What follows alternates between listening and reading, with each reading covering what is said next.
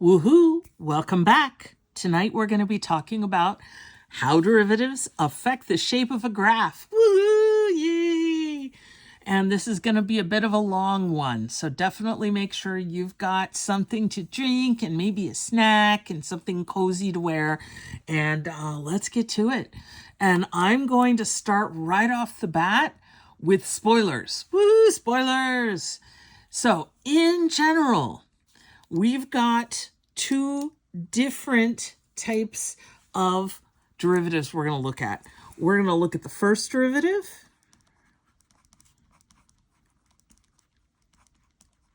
and we're going to look at the second derivative. Now, you already know that the first derivative tells you about the slope, right? And so if the first derivative is positive, that means the slope is positive, which means it's going up. Now, we also know that if the first derivative is 0, then the slope is 0, so it's flat. And when the first derivative is less than 0 or negative, the slope is negative, so it's decreasing. So that's the first derivative, and we've been playing with this for a while, ever since we kind of knew what derivatives were. The second derivative is where I'm going to offer you some spoilers. And basically, I'm going to say that I'm going to wave my arms and say, well, the second derivative is the slope of the slope, which is kind of hard to imagine.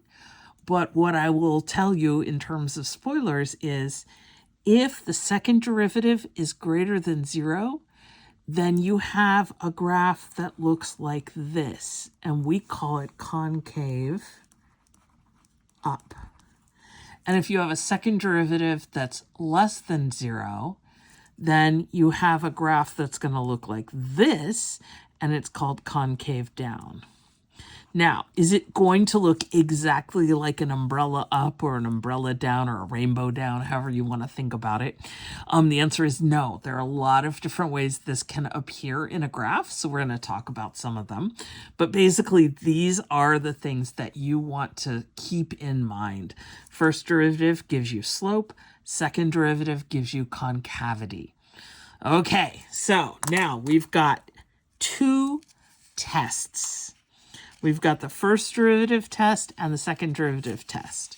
The first derivative test says if c is a critical number or of a continuous function, so either the first derivative equals 0 or f prime is not defined there, then if f prime changes from positive to negative at c, so it goes from positive to negative, right in the middle, you have a maximum. If f prime changes from negative to positive, then f has a local minimum. So this is a minimum, this is a maximum, and these are local min or max. So this is actually going to be go up, peak, and come down, or go down, peak. Well, what's the low peak? Down, bottom out, and come back up, I guess? Yes. If f prime does not change sign at c, then f has no local maximum or minimum at c. Now, what could that be?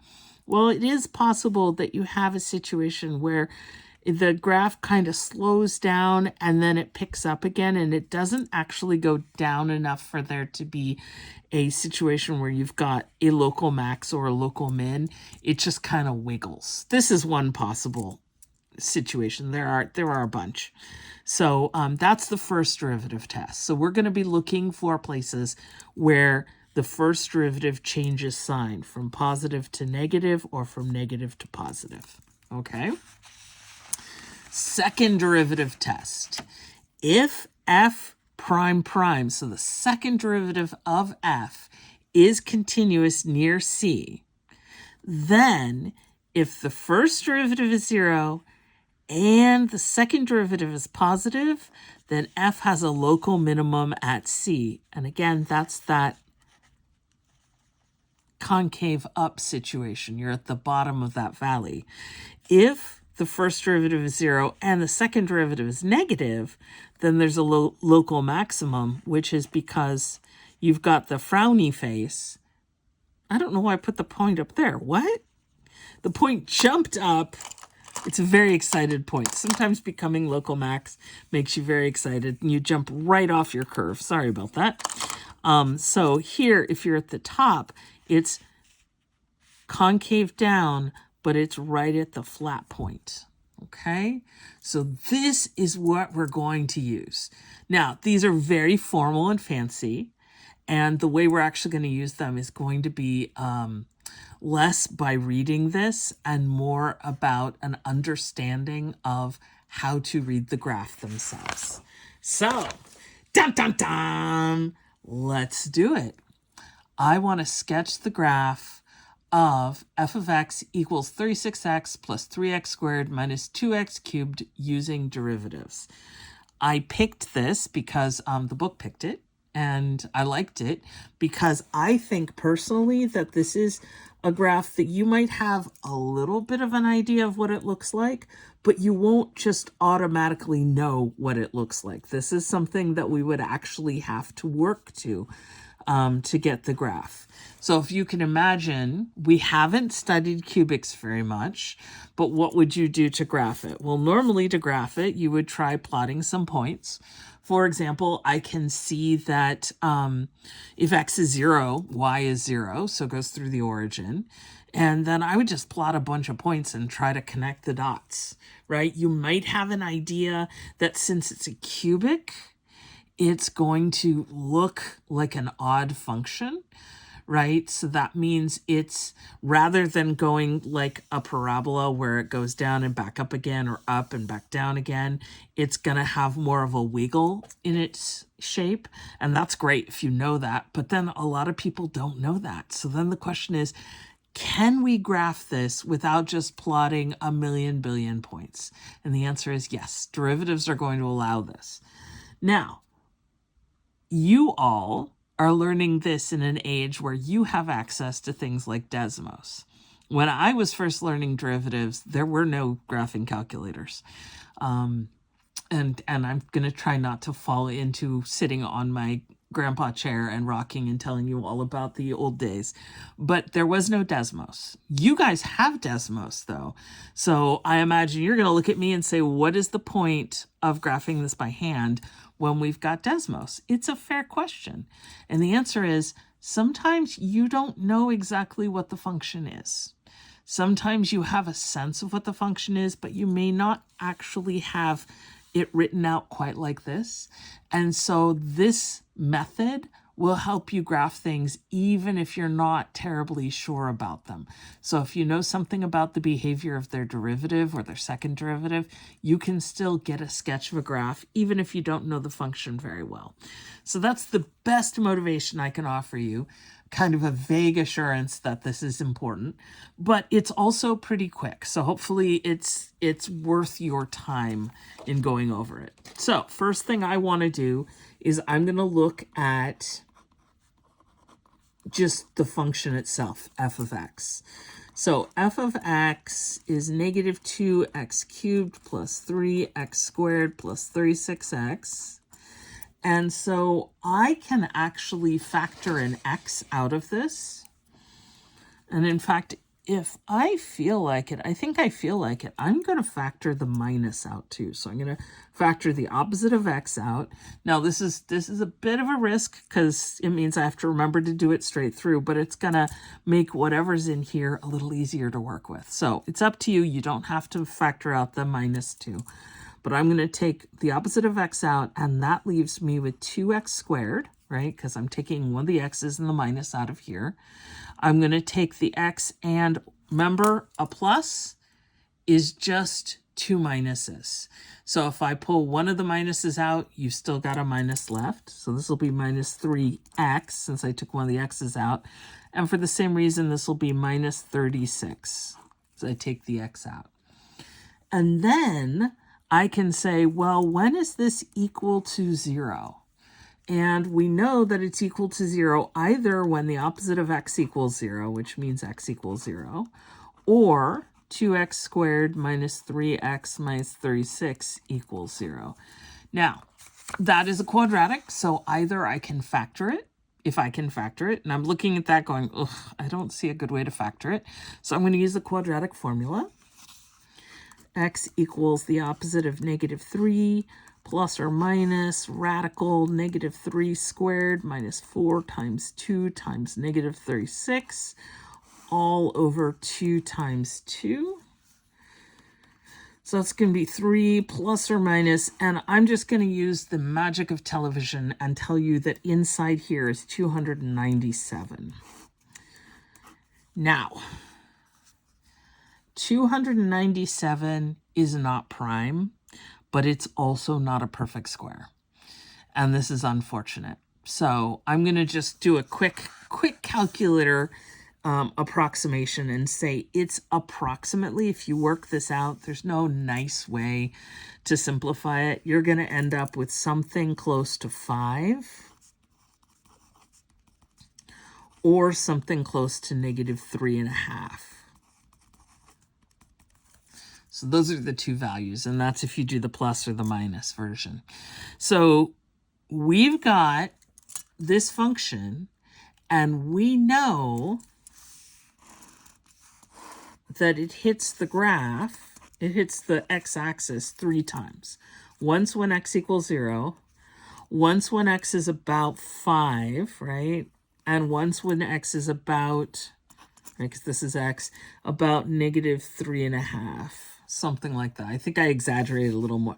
This is closer because this is about -3.5 and this is 5, right?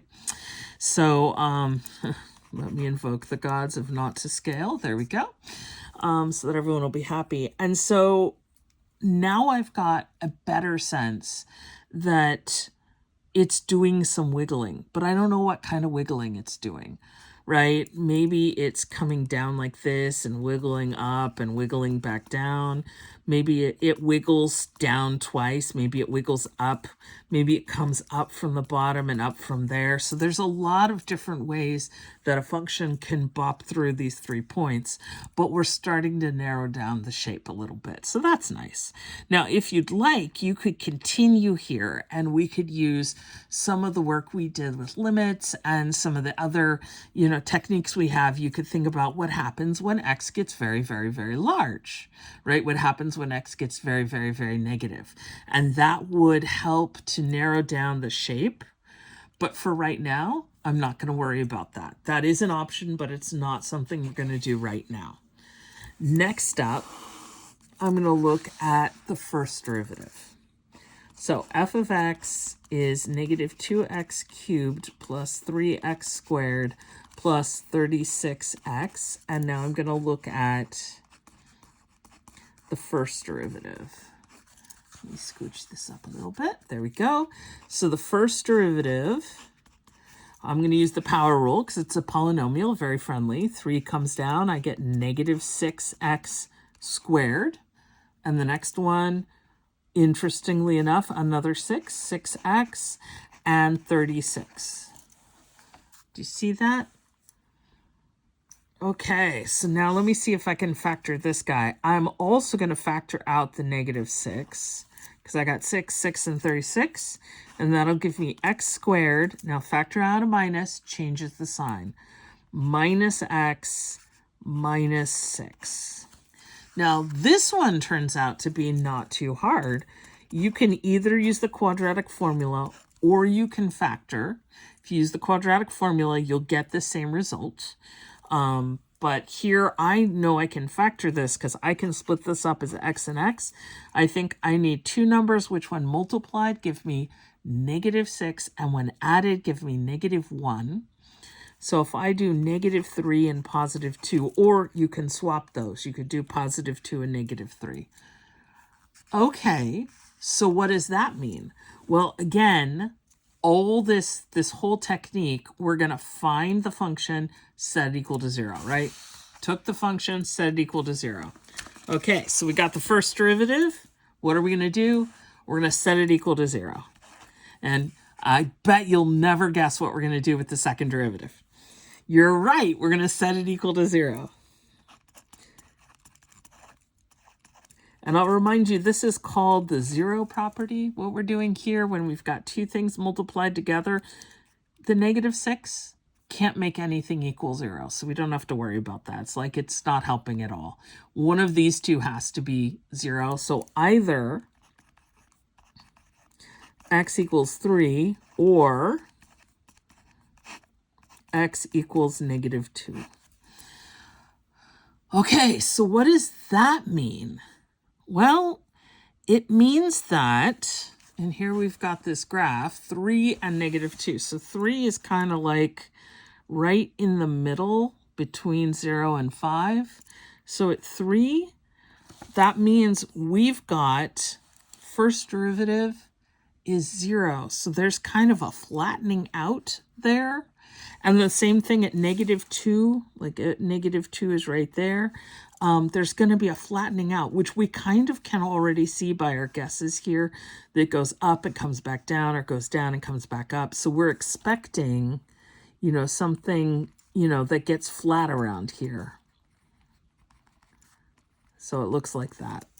Okay, so what's the next step? Next step, we're going to go ahead and look at the second derivative. Woohoo! Okay, so the first derivative, I forgot already, was negative 6x squared plus 6x plus 36. So the second derivative, again, power rule all along. 2 comes down, negative 12x plus 6. And what are we going to do? We're going to set it equal to 0. Yay! Okay, so then I've got negative 12x equals negative 6, or x equals negative 6 over negative 12, which we're not thrilled about fractions necessarily, but negative 6 over negative 12 is not too bad. It's 1/2. So you can write this as 1/2, or you could write it as 0.5. Okay, so the second derivative is only equal to 0 at one spot. So what are we going to do with all of this? Well, we're going to take all of this together and we're going to draw a graph. Okay, so let me see if I can get this so that you can see the whole thing. So this is where we look at the second derivative. So just to review, we found the function, we set equal to 0. We found the first derivative, set it equal to 0. Second derivative, set it equal to 0.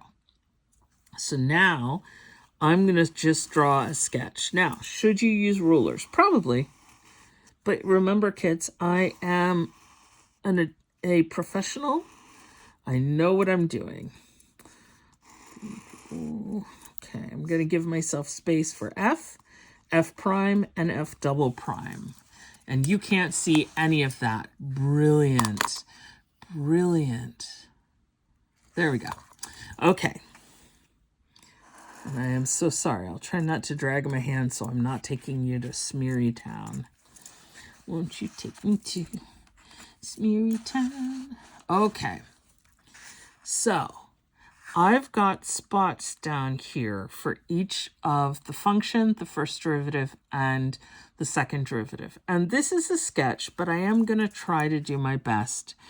Let's see. 1, 2, 3, 4, 5. Okay. So that's 1, 2, 3, 4, 5. Negative 1, negative 2, negative 3. Okay. So I had the original function was 0 right here.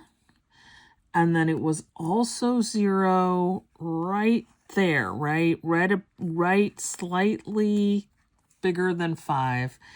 And then it was at negative 3.5, right? So somewhere right around here it was 0. So here's the thing. In between zeros, in this whole interval, you either have to be positive or negative.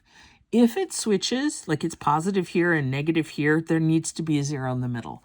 We know there are only 3 zeros, so then we can figure out where the function is positive and negative there.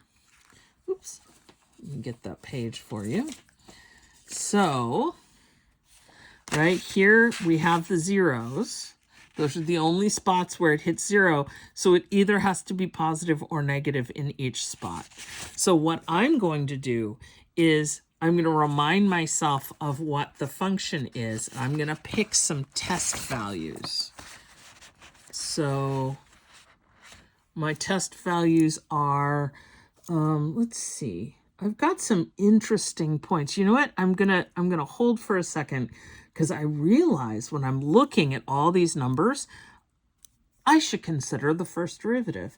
And I know that the first derivative has a 0 at 3, right? At the number 3, the first derivative is 0.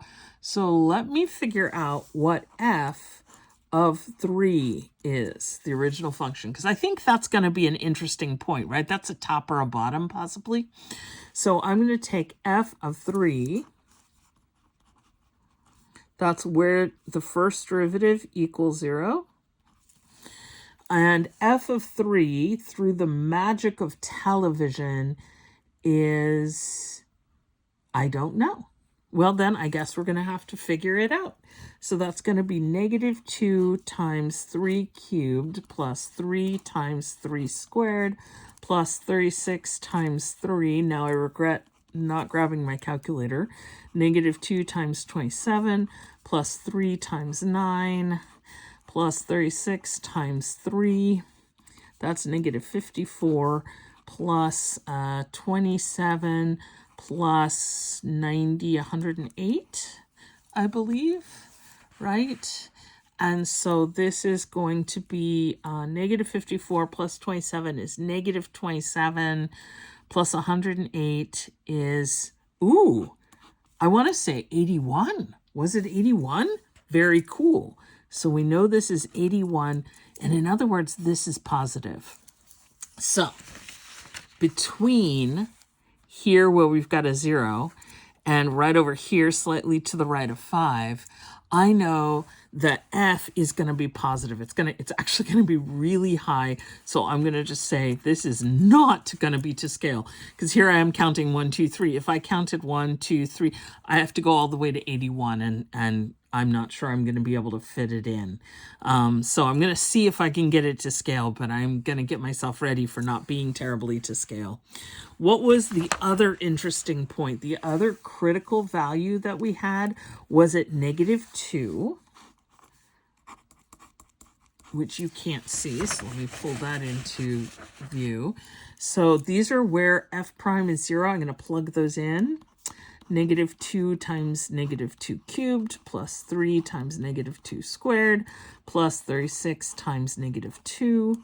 So that's going to be negative 2 times negative 8 plus 3 times 4 plus 36 times negative 2. This is going to be very, very negative. Oh, no, this is positive. Oh, hello. So this is 16 plus 12 minus 72. So that's going to be, my brain is totally toasting on this. So this is 28 minus 72, which is 44, I think, negative 44. Do you guys agree? I hope so. Let's cross our fingers that it is negative 44. So I've got negative 44. So now, remember I had all the possibilities here. I now know that between these two zeros, I actually dip down and I go negative. And between these two zeros, I go way up, positive. So it goes down and up. Okay. Now, what I would like to know is, oh, here's my other 0. So then what I want to do is I want to look to test here, here, and here to find out what the first derivative is doing. So test values for f prime of x. Okay, so where are the interesting points? The interesting points are at x equals negative 2 and x equals 3. So my two interesting points are 2 and 3. So that I need a number. And here, if we were in class today, I'd say, okay, give me a number that's smaller than -2. So I'm going to pick -3. It's just, I'm choosing it. And so that's going to be -6 times -3 squared plus 6 times -3 plus 36. So that's going to be -6 times 9 plus 6 times -3 plus 36. So that's going to be -54 plus -18 plus 36 is very negative. How negative? Oh my goodness. Of course, addition would not be good for me today. So if I add 36 minus 54, I get 18. No.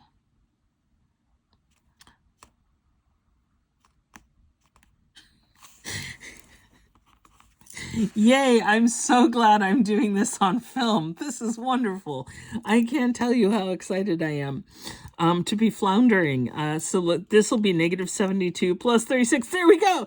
And we get -36. Now, you might think, okay, we're going to put the value in here. We are not, in fact. We are going to put the fact that it's negative.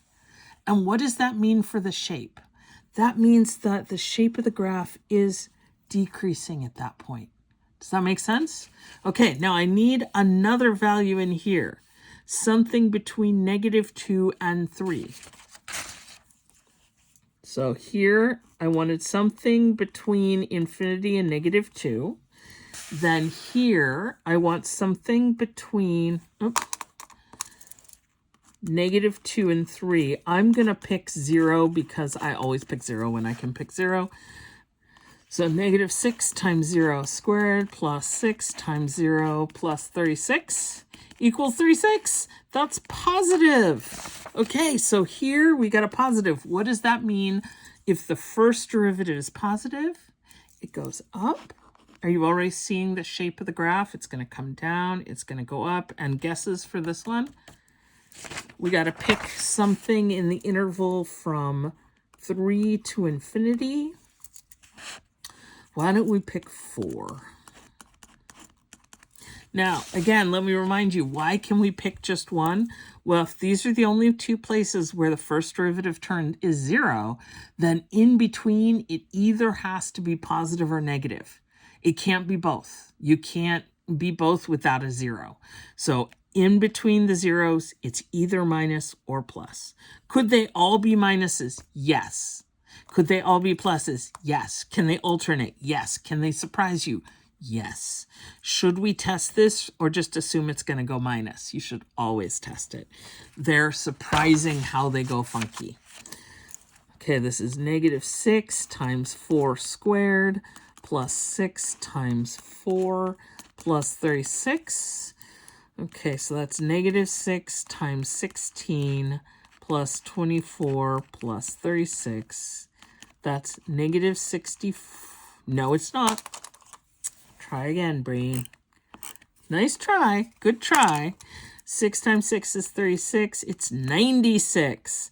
Plus 24 and 36 is 60. So this is -36. Notice there's a lot of symmetry here. That's pretty cool.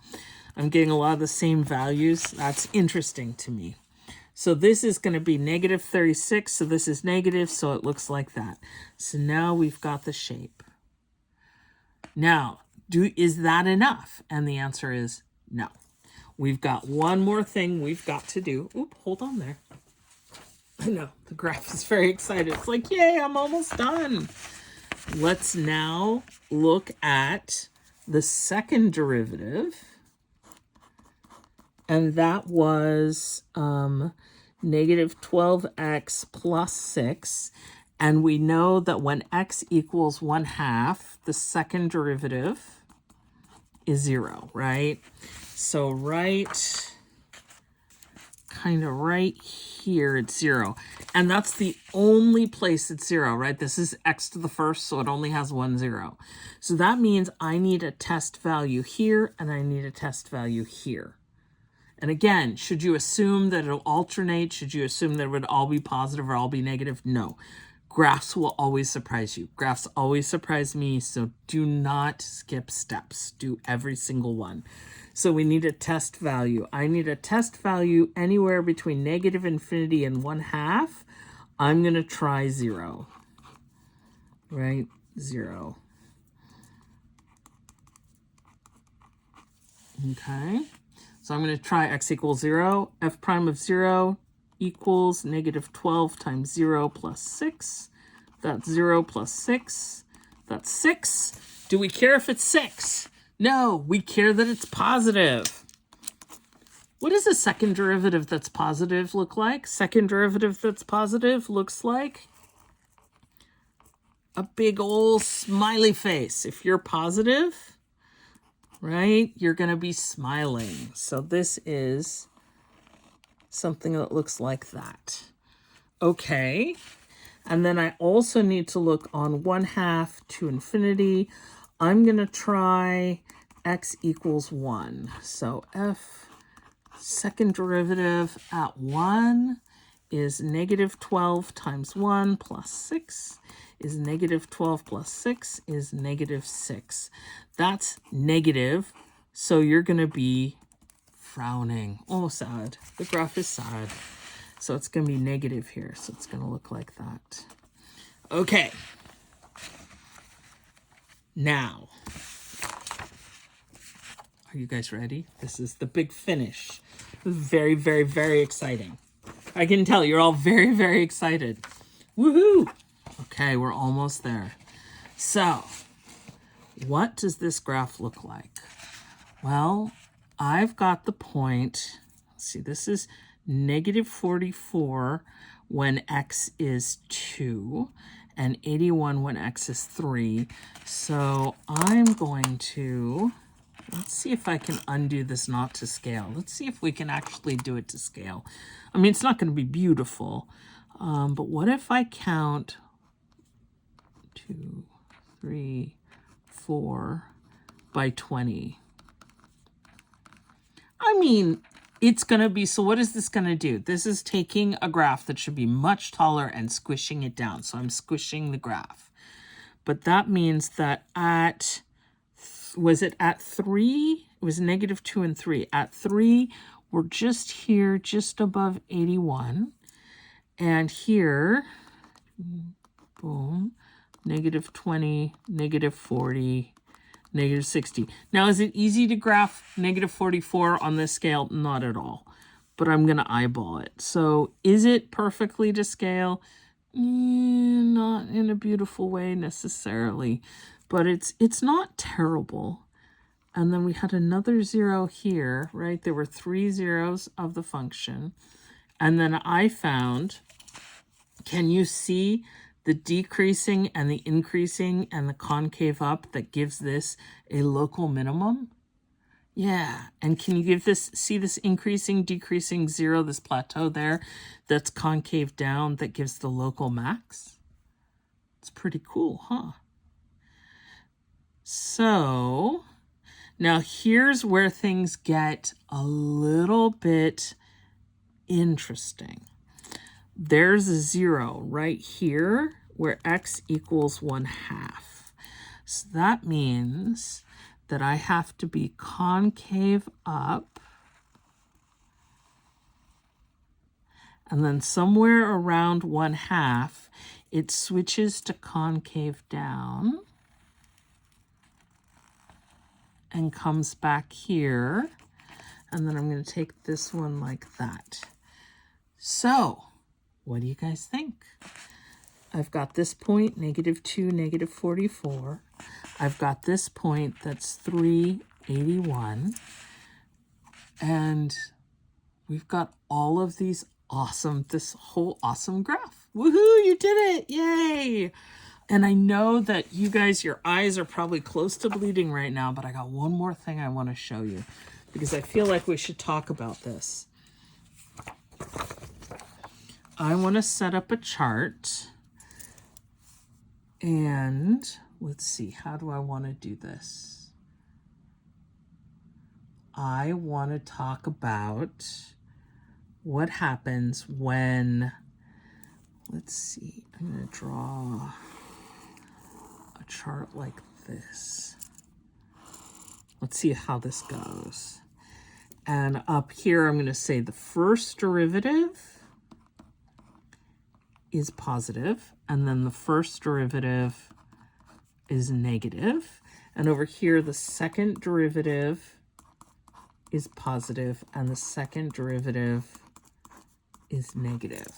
Okay, so this is concave up, this is concave down, this is increasing, this is decreasing, right?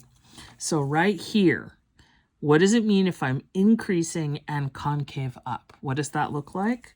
It looks like this. What does it look like if it's decreasing and concave up? It looks like this.